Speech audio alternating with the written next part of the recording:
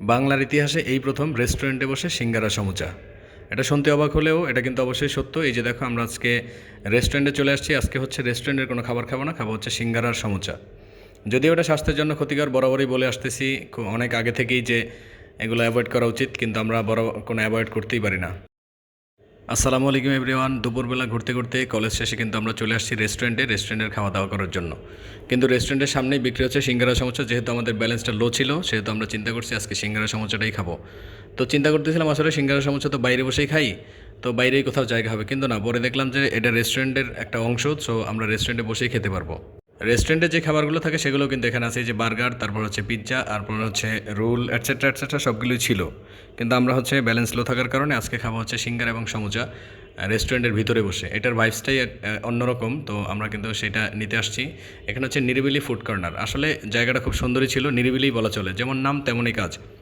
তো আমরা ভিতরটা ঘুরে ঘুরে দেখতেছিলাম, আর হচ্ছে মামাকে অর্ডার করলাম যে মামা আমাদের সবার জন্য সিঙ্গারা সমুচা নিয়ে আসো। আর সিঙ্গারা সমুচার সাথে অবশ্যই কাঁচামরিচটা একটু বেশি দেবা, কেননা কাঁচামরিচটা তো আমার বরাবরই একটু প্রিয়।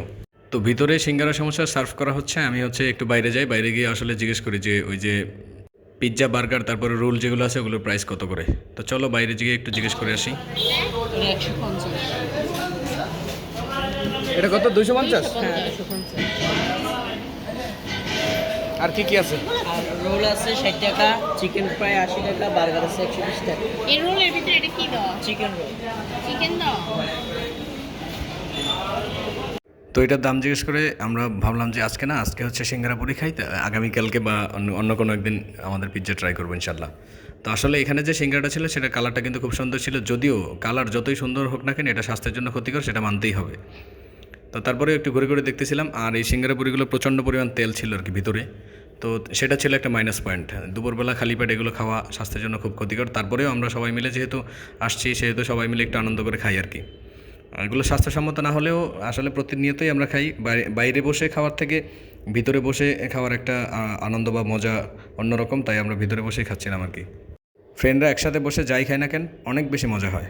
আর হবেই বা না কেন, আমরা যখন কোনো একটা খাবার খাই সেটা পরিমাণে অল্প হোক, সবাই ভাগাভাগি করে খাই, সেটা হচ্ছে আমাদের আত্মতৃপ্তি, মানে স্যাটিসফ্যাকশান বলা চলে। আর এই যে দেখো সিঙ্গারা খাচ্ছিলাম, সিঙ্গারাটা তখন কিন্তু মনেই হচ্ছিল যে আসলে সিঙ্গারা, কারণ আমরা খাচ্ছি হচ্ছে রেস্টুরেন্টের চার দেয়ালের মধ্যে বসে, মনে হচ্ছে যে কেন একটা দামি খাবারই খাচ্ছি। অবশ্যই এটা কিন্তু খুবই নর্মাল।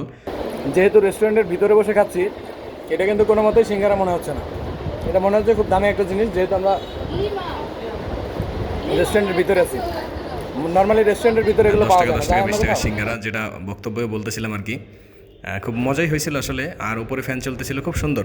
নর্মালি আমরা সিঙ্গারা যেগুলো খাই সেগুলো রাস্তার পাশে দাঁড়িয়ে বা রাস্তার পাশে একটা টুলের মধ্যে বসে, ধুলাবালি, তারপরে হচ্ছে অস্বাস্থ্যকর পরিবেশে, কিন্তু এখানে পরিবেশটা খুব সুন্দর ছিল, যার কারণে আমরা সিঙ্গারা হোক সমুচা হোক অনেক বেশি মজা পেয়েছি আর কি।